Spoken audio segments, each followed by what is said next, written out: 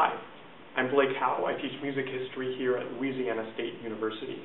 I want to introduce you to our program here and to some of our course offerings.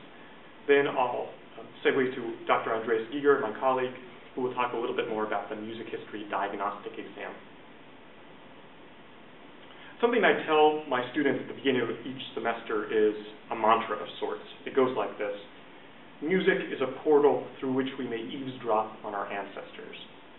I really like this way of thinking about music because it frames musicians and performers as historians. Our job in the concert hall is to make the past come alive through sound, to recreate the sound world of a distant time and distant place. It's because of this that history is a really important, even essential part of each musician's training. And that's something we take very seriously here at LSU. We offer three kinds of courses in the music history department. The first are period surveys covering each of the 6 main eras of music history: medieval, Renaissance, Baroque, classic, romantic, and modern. We also offer a separate survey devoted exclusively to American music history. We also have genre surveys. For instance, some of our recent offerings include histories of the symphony, or histories of opera, film music, song, or the Mass.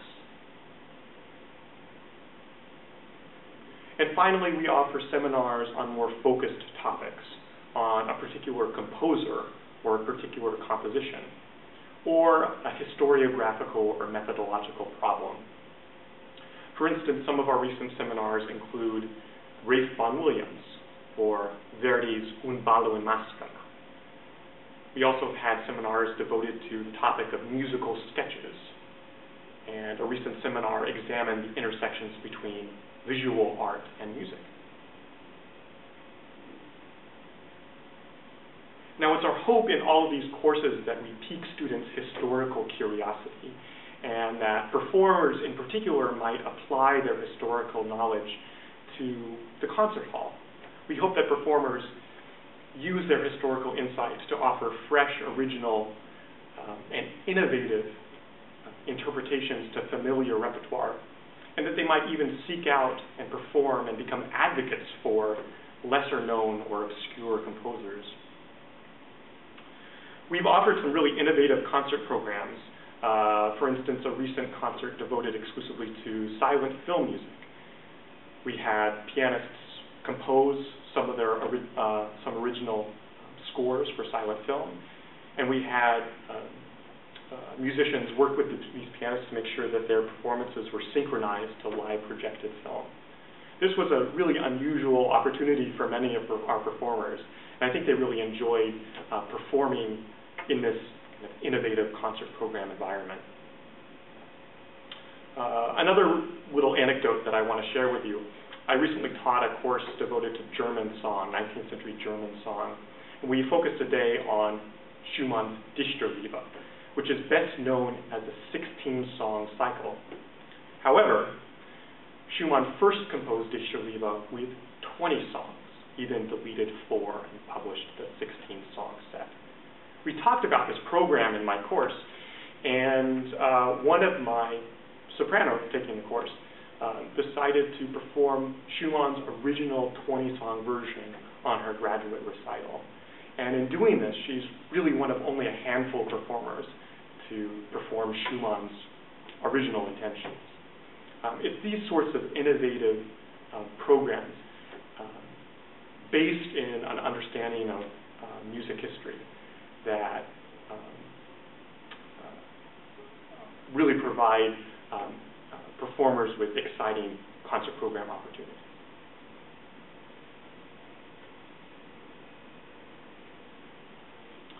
Now, before students can take these upper-level graduate music history courses, they first have to complete the Overview of Western Music History.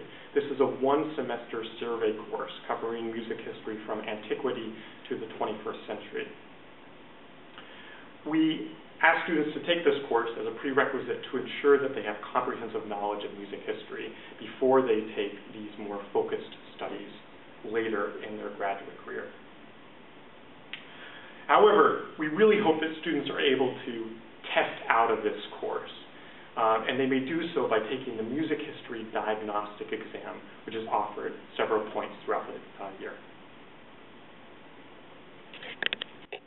Hello, my name is Andreas Giger. I'm a professor of music history here at Louisiana State University, and I'm here to talk to you a little bit about how you might best prepare for the Music History Diagnostic exam, an exam that we give during the week preceding your first semester here at LSU. We are giving this music history exam in one of two versions, either a multiple choice version or a short answer version. The multiple choice version includes musical examples, and each musical example is followed by a few questions pertaining to that example. The short answer version does not include musical examples, but you will have to come up with the answer from scratch. In other words, there are no options from which you might choose. Here are a few samples that you might find on one of these two types of exams. In the multiple choice exam, you might hear a musical example and then see the following question pertaining to it. What repertory does this musical example represent? And then you get the options Saint-Martial, Notre Dame, Trecento, or the Burgundian School. Or, still on this multiple choice version, you might find the question, to which of the following genres did Giuseppe Verdi not contribute? Requiem, opera, symphony, and string quartet. The correct answer here, of course, being the symphony.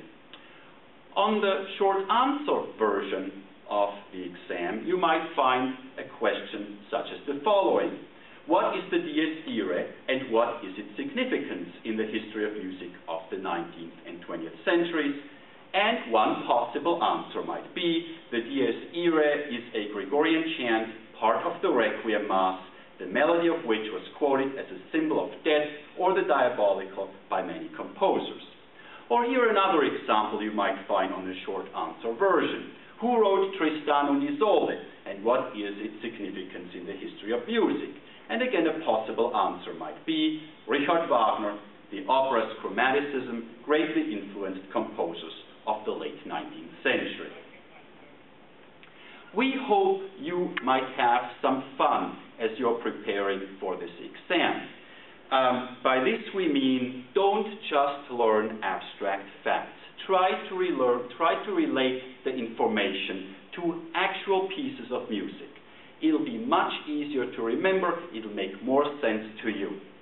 Think, for example, of the guitarist Jimi Hendrix, of whom we know that he was a highly experimental and influential guitar player. But just how experimental was he? If you have heard such a piece, such as And the Gods Made Love, you will never forget that it sounds very much like Stockhausen's electronic music. Here is a short excerpt of the Jimi Hendrix.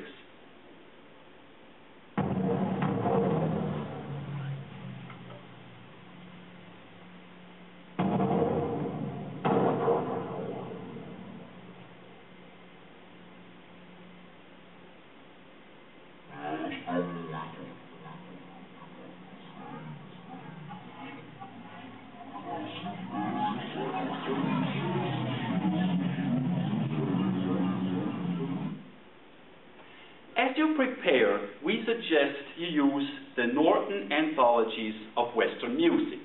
Any recent edition would do. The 6th edition, of which you have here on the PowerPoint slide, the first volume, Ancient to Modern, includes scores, multiple scores that are representative of the most important pieces in the history of music. And these scores are then followed by explanations, prose explanations that tell you about the historical context and give you pertinent stylistic information. If you do not want to buy the CDs that go with these scores, you can find most every example either on YouTube or on Spotify for free. Here are just a couple of examples that illustrate how we hope you might study for this exam. Let's take an example from this first volume, from the ancient to medieval, not ancient Baroque volume.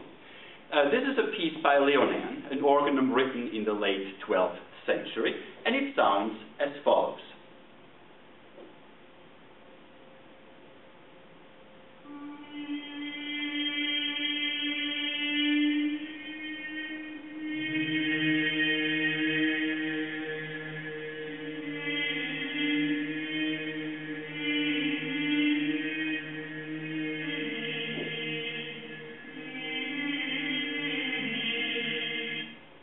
As you hear this example, you might ask yourself the following questions.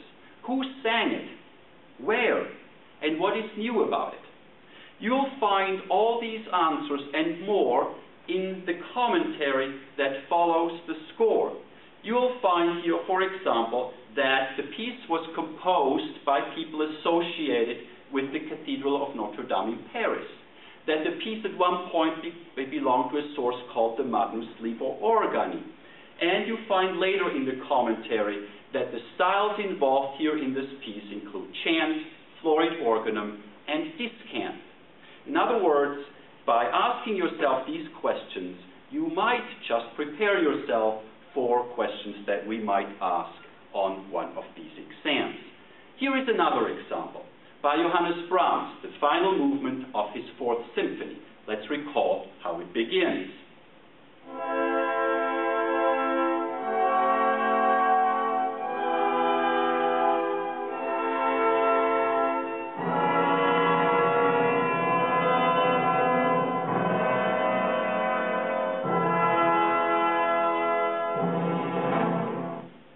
And once again, as you hear this music, ask yourself questions that you want to have answered. How is this work representative of Brahms's works in general? What makes it historically significant? And when about was it written? The answer to the last question you find at the beginning of the score. It was in the 1880s. The other answers, once again, you'll find in the commentary following the score. In this symphony, the commentary says, Brahms sought to write a masterpiece for the ages, combining elements from the 19th century symphonic tradition and the more distant past in a unified vision that was distinctly his own. And the commentary then goes on to tell you exactly what this characteristic of the more distant past would have been. The finale, the commentary says, is a chaconne or a passacaglia, a Baroque form. And the commentary doesn't stop here. In fact, it shows you exactly what such a model might have looked like from Bach's cantata number 150, juxtaposing that passacaglia theme with Brahms's. And then you can go back to the score and find this theme in the flutes and oboes, amongst others.